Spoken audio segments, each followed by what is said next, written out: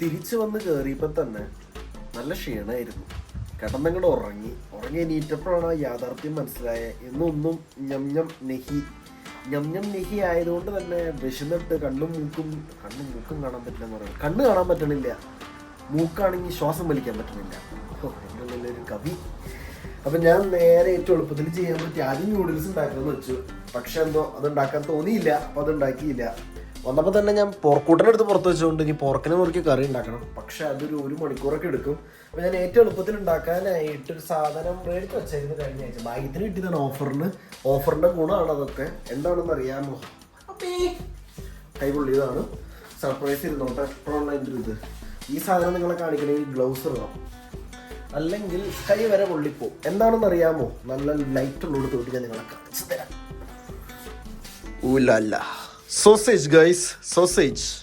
അപ്പോൾ സോസേജ് ആണ് നമ്മൾ കഴിക്കാൻ പോകുന്നത്. കാലത്ത് ആദ്യത്തെ ഭക്ഷണമായിട്ട് ഇതിലൂടെ ഒരു ബ്രെഡ് ഇങ്ങനെ വെച്ചിട്ടൊരു പിടി പിടിച്ചാണ്ടല്ലോ. എന്താ സാറേ, ഇതിന് എളുപ്പത്തിൽ നൂഡിൽസ് ഉണ്ടാക്കാൻ പറ്റുമെന്ന് തോന്നണല്ലോ. വെറുതെ എടുക്കുക, ഇടുക, ഓവനിലൂടെ വെക്കുക, സാധനം റെഡി. ഇത് കഴിക്കട്ടെ, ഇത് കഴിച്ച് കഴിഞ്ഞിട്ട് ചിന്തിക്കട്ടെ. അത് കഴിഞ്ഞിട്ട് പോർക്കറി ഉണ്ടാക്കണം, അത് കഴിഞ്ഞിട്ട് ഓരോരോ പരിപാടികൾ.